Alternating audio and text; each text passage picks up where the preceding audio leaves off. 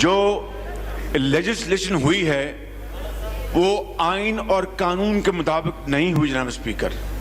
हमने अपनी आवाज उठाई, हमारी आवाज नहीं सुनी गई। फिर सेनेट पे जाके बाकायदा पूरी ऑपोजिशन ने वहां पर अपना किरदार अदा किया और उस बुलडोज लेजिस्लेशन को वहां पर ब्लॉक किया। अगर जनाब स्पीकर गरीब आवाम की, लोगों की जेब खाली है तो ये बजट जाली है।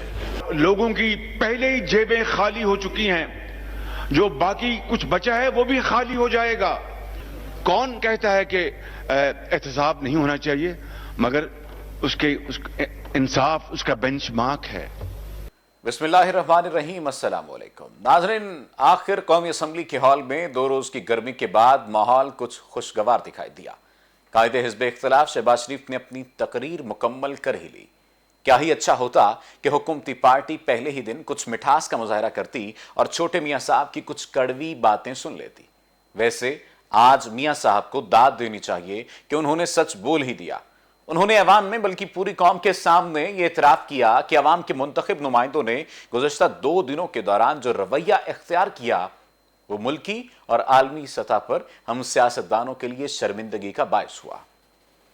क्या कहते हैं कि शरीक जुर्म ना होते तो मुखबरी करते। यूं मियाँ साहब ने असम्बली के अंदर होने वाले तसादुम में अपनी पार्टी की तरफ से भी जुर्म का इकरार कर लिया। हमारे साथ टेलीफोन लाइन पर मौजूद हैं सीनियर सहाफी फयाज अहमद वड़ाइच साहब। फयाज साहब, आखिर आज मियाँ साहब ने तकरीर मुकम्मल कर ही ली, लेकिन साथ ही साथ उन्होंने ये भी इकरार कर लिया कि कौम के वसाइल के साथ 2 दिन जाया करने पर वो अपने साथियों समेत शर्मिंदा हैं। इस बारे क्या कहते हैं आप? सबसे आज जो मियाँ साहब ने तकरीर किया, उन्होंने बहुत अच्छी बातें भी कही हैं और उन्होंने सबसे पहले आगाज में यही कहा है जो पूरी कौम की आवाज़ थी। उन्होंने कहा है कि जो 2 दिन पार्लियामेंट में हमने किया है वो बिल्कुल नाकाबिले माफ़ी है। गरीब आवाम जिन्होंने वोट देकर हमें भेजा, जिन्होंने उम्मीदें लगाकर भेजा, जिन्होंने इसलिए भेजा कि हम उनके लिए फलाह बहबूद के लिए सोचें, उनके लिए काम करें, उनके लिए बेहतर ज़िंदगी के रास्ते तलाश करें, हमने कौम को मायूस किया। उन्होंने कहा कि 2 दिन की कार्रवाई जो हुई है, जिस तरह हुल्लड़बाजी हुई है, जिस तरह लड़ाई हुई है, जिस तरह गाली गलौच हुआ है, इससे पूरी पाकिस्तानी कौम शर्मिंदा है और हम समझते हैं कि इससे पूरे मुल्क की बदनामी हुई है, पूरे मुल्क की, पूरी दुनिया में बदनामी हुई है। ये बात बिल्कुल ठीक है कि पूरे मुल्क की, पूरी दुनिया में बदनामी हुई, लेकिन ये कहिएगा कि मियाँ साहब को जिस तकरीर से रोका जा रहा था, आखिर उसमें क्या था? ये भी एक नया सवाल पैदा होगा कि मियाँ साहब को रोक क्यों रहे थे। मेरे ख्याल में जो 2 दिन इन्होंने ज़ाया किया और इन्होंने जिस तरह लड़ाई की और जिस तरह हुल्लड़बाजी की और जिस तरह मियाँ साहब को एक घेरे में खड़े होकर तकरीर करने का भी मौका नहीं दिया गया, तो मैंने आज उनकी तकरीर सुनी है कि उसमें कोई खास बात नहीं थी, कि उन्होंने बहुत ज़्यादा तनकीद नहीं की। देखिए, जो अपोजिशन होती है, जो भी बात होती है वो अपना उसका बजट के हवाले से या दूसरी चीज़ों के हवाले से हुकूमत से नुक्ता नज़र थोड़ा सा मुख्तलिफ होता है। उन्होंने यकीनन तनकीद की है और उन्होंने सही तनकीद की है। कुछ बातें ऐसे भी उन्होंने की हैं, महंगाई के हवाले से हुकूमत की पॉलिसी उनको उन्होंने तनकीद का निशाना बनाया है और उन्होंने बताया कि जब हमने हुकूमत छोड़ी थी तो उस वक्त हमारी जो तरक्की की रेशो थी वो 5% से ज़्यादा थी, तो जब ये आए तो 2% रहेगी, बल्कि कोविड के दिनों में तो ये माइनस में चलेगी। तो उन्होंने कुछ चीज़ें बताई हैं जो उनका हक है बताना। मेरे ख्याल में हुकूमत को उनकी तकरीर सुननी चाहिए, उनकी सजेशंस को सुननी चाहिए। आज जो ईवान में उन्होंने तकरीर तो मुकम्मल कर ली, लेकिन जो एक चीज़ अच्छी नहीं लगी वो ये कि उनकी तकरीर के दौरान वज़रा उठकर चले गए। तो मेरे ख्याल है हुकूमत को ज़रा बड़े दिल से, कुशादा दिल से उनकी तकरीर सुननी चाहिए थी, बल्कि बेहतर होता कि जो कायदे ईवान है वो भी ईवान में आ जाते और आकर मियाँ साहब की तकरीर सुनते, शायद वो कुछ अच्छी बातें उनको मिल जाती या कुछ ऐसी बातें मिल जाती जो मियाँ साहब सही नहीं कह रहे थे, उसको इम्प्रूव कर सकते सही थे। यानी तो मामलात को इफ़हाम और तफहीम से चलाना चाहिए था। फयाज अहमद वड़ाइच साहब, आपका बहुत शुक्रिया, आपने वक्त दिया। मैं जुर्म का इतराफ करके कुछ और है जो छुपा गया हूं। हमारे साथ टेलीफोन लाइन पर मौजूद हैं सीनियर तज्जियाकार नासिर शिराजी साहब। शिराजी साहब, बहुत शुक्रिया आपके वक्त का। क्या समझते हैं, शहबाज शरीफ साहब को 2 दिन के तवील इंतजार के बाद खिताब का मौका दिया गया है, लेकिन इससे पहले 2 दिन जो हुल्लड़बाजी होती रही है और पूरी कौम जो मंजर देखती रही है और पूरी दुनिया में जिस तरह से हमारी जग हसाई हुई है, इस पर क्या कहेंगे आप? देखिए जी, कौमी असम्बली के बजट सेशन में जो कुछ हुआ वो काबिल अफसोस है لیکن بہت کم لوگوں کو معلوم ہے کہ اس لڑائی جھگڑے اور ہلڑ بازی کا نقطہ آغاز کیا تھا۔ وہ ایک فکرہ ہے جو بہت خوفناک ہے۔ کسی نے اجلاس کے شروع میں جب بجٹ تقریر شروع ہوئی تو کہا کہ ڈنکی سرکار نہیں چلے گی۔ اس کے بعد سے دوسری طرف سے جواب آیا، پھر ایک نے دوسرے کو اسی طرح کہا جس طرح بچے لڑائی میں ایک دوسرے کو بہت کچھ کہتے ہیں۔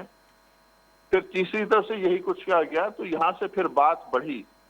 میں سمجھتا ہوں کہ میاں صاحب کو آج تقریر کا موقع جو ملا ہے ہلڑ بازی کے بعد، 2 روز کے وقفے کے بعد، ان کو اس پر بھی غور کرنا چاہیے اور شخص کا پتہ لگانا چاہیے جس نے سب سے پہلے یہ چھیڑ خانی کی۔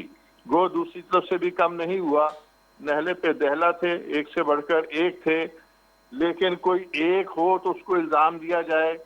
یہاں جس کو دیکھتے ہیں وہ 52 ہاتھ کا نکلتا ہے۔ ممبران پارلیمنٹ کے بارے میں یہ تاثر ہے، یہ تصور ہے کہ یہ ہمارے نمائندے ہیں۔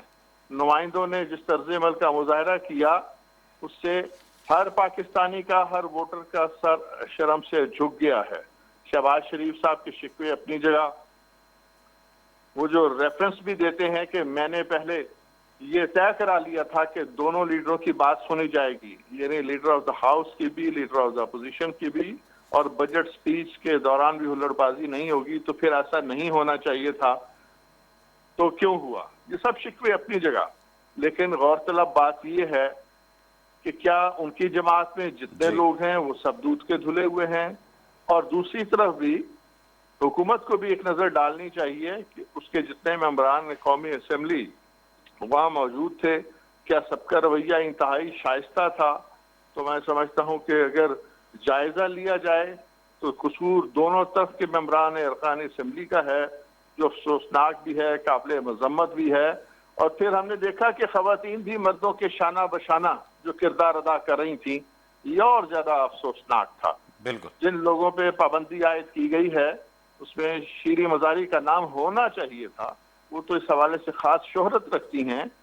چند برس پہلے بھی انہوں نے پارلیمنٹ کے اجلاس میں ہاتھوں کے اشاروں کی زبان استعمال کر کے سمجھایا کہ ان کا مطلب کیا ہے۔ واقعی حکومتی اراکین اور اپوزیشن کے لوگوں کو ہوش کے ناخن لینا چاہیے، کیونکہ ان کو ووٹرز نے ووٹ دیے ہیں، اور ہزاروں نہیں بلکہ لاکھوں ووٹ دے کر انہیں ایوان تک پہنچایا ہے۔ اگر یہی طرز عمل اختیار کیے رکھیں گے تو شاید حکومت بھی مشکلات کا شکار ہو سکتی ہے، اور اپوزیشن بھی مشکلات کا شکار ہو جائے گی۔ بہت شکریہ ناصر شیرازی صاحب آپ کے وقت کا، اور چلو پھر سے کرتے ہیں ابتدا، چلو پھر سے نکلتے ہیں کھوجنے کسی تازہ رنگ بہار کو، کسی گل کدے کے نکھار کو، کسی مہرباں کسی یار کو۔ اللہ کرے پارلیمنٹ کے ایئر کنڈیشنر میں بیٹھے عوام کے ان خادموں کو قوم و ملت کا خیال آ جائے اور ایک نئی شروعات کے ساتھ وہ کام کریں جس کے لیے انہیں شہر اقتدار میں بھیجا گیا ہے۔ آج طارق عزیز صاحب کی برسی ہے، ان کی برسی بارے بات کریں گے، لیکن ایک بریک کے بعد ہمارے ساتھ رہیے۔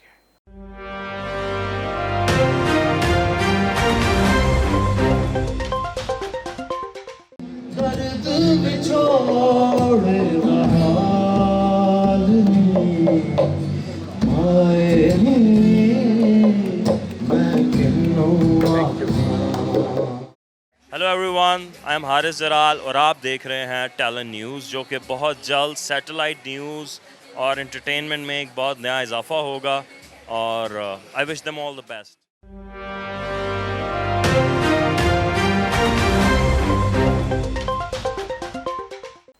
ڈھونڈو گے اگر ملکوں ملنے کے نہیں نایاب ہیں ہم، دیکھتی آنکھوں سنتے کانوں کو طارق عزیز کا سلام پہنچے۔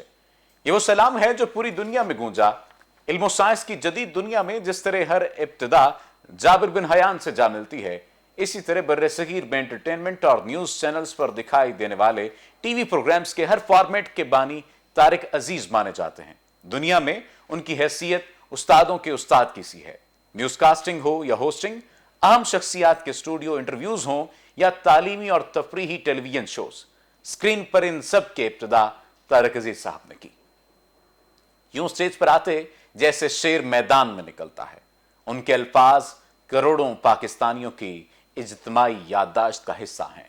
کس کو معلوم تھا کہ ایک فٹ پاتھ پر سونے والا شخص پاکستان کا نام پوری دنیا میں روشن کرے گا، قوم کا فخر بنے گا، دھرتی ماں کا طارق ہوگا۔ ان کی ہر سانس نے پاکستان کا نام روشن کیا ہے. پاکستان کے ممتاز اداکار، صداکار، ادیب، شاعر، پی ٹی وی کے پہلے اینکر اور تاریخ میں کئی دہائیوں تک چلنے والے سپر ہٹ پروگرام نیلام گھر سے طارق عزیز شو تک کے میزبان طارق عزیز کی آج پہلی برسی ہے. جس دن ہمارا کوچ ہوگا، پھولوں کی دکانیں بند ہوں گی. ہمارے ساتھ ٹیلی فون لائن پر موجود ہیں پوی خان صاحب. خان صاحب، بہت شکریہ آپ کے وقت کا. طارق عزیز صاحب کے ساتھ آپ نے کام کیا، آپ نے یادگار لمحات ہیں ان کے ساتھ کام کے حوالے سے. طارق عزیز صاحب کو جہاں تک میں جانتا ہوں، میری تقریباً زندگی گزری ہے ان کے ساتھ. وہ تو بہت خاموش طبع آدمی تھے اور صرف اپنے کام سے کام رکھتے تھے. وہ ہم دونوں ایک دیوار کے ارد گرد ہی رہتے تھے، وہ اس طرف میں اس طرف. وہ 3-4 مہینے ہماری ملاقات نہیں بھی ہوتی تھی، لیکن دوستی اپنی جگہ بہت مضبوط تھی. اور ظاہر ہے کہ ان کے جانے کا جو دکھ ساری دنیا کو ہے، مجھے ہے، سب کو ہے، ان کے گھر والوں کو، اور کسے ہو سکتا ہے. آپ ان کے اندازے لگا لیجئے کہ ابھی مجھے کوئی آدھا پونا گھنٹہ پہلے فون آیا ایک باہر کے ملک سے، اور وہ صرف یہ جاننا چاہتے تھے کہ ہم یہاں طارق عزیز صاحب کے لیے دعا کریں گے. وہ ہمارے لیے بہت محترم تھے. آپ ہمیں یہ بتا دیجئے کہ جب ہم پاکستان میں آئے تو انہیں کہاں دفنایا گیا ہے تاکہ ہم ان کی قبر پہ جا سکیں. تو یہ والہانہ محبت جو ہے لوگوں کی، یہ میں نے کبھی کسی کے لیے ایسی دیکھی نہیں. تو یہی ہے زندگی میں جو کچھ بھی ہے، جس ادارے کے لیے انہوں نے کام کیا وہ آخر دم تک وہ کرتے ہی رہے. اور گلے شکوے تو ان کی زبان پر کبھی تھے نہیں. تو ہم انہی کے فالوور ہیں. یہ وہ جونیئر سینئر آدمی آتے ہیں جاتے ہیں، بس ہم لوگ جہاں جہاں کام کرتے ہیں وہاں ہمیں اپنے اپنے دل سے اور سنسیئرٹی سے کرنا چاہیے. جو انہوں نے نبھایا، طارق عزیز نے ثابت کیا کہ وہ پاکستان ٹیلی ویژن کے ایک بہت بڑا ستون تھے. اور بس یہی تھا، اور کیا کہہ سکتے ہیں. بہت شکریہ کوی خان صاحب آپ کے قیمتی الفاظ کا. ناظرین، طارق عزیز گزشتہ سال لاہور میں 84 برس کی عمر میں انتقال کر گئے. ان کے وہ آخری الفاظ خدا کی قسم رونگٹے کھڑے کر دیتے ہیں کہ میں مرنے کے بعد اپنی جائیداد پاکستان کے نام کرتا ہوں. میرا سب کچھ پاکستان کا ہے. میں یہ وصیت کرتا ہوں کہ میرے مرنے کے بعد میری جائیداد، میری دولت، میرا سب کچھ پاک وطن کو دے دیا جائے. کتنی محبت تھی طارق عزیز صاحب کو اپنی دھرتی سے. وقت آخر بھی لب پر میرا وطن پاک وطن رہا. آخری سانسیں بھی پاکستان کے نام رہیں. اور ان کے کچھ اشعار کے ہم وہ سیاہ نصیب ہیں طارق کے شہر میں، کھولیں دکان کفن کی تو سب مرنا چھوڑ دیں. طارق عزیز صاحب کو خود یہ شعر بڑا پسند تھا، اور پنجابی کا یہ شعر کہ آج دی رات میں کلاں واں کوئی نہیں میرے کوڑ، آج دی رات تے میرے ربا نیڑے ہو کے بول. اللہ نے ان کی دعا قبول کر لی اور وہ ہمیشہ رب کی رحمتوں کے سائے میں چلے گئے. اپنے میزبان صفدر علی کو دیجیے اجازت.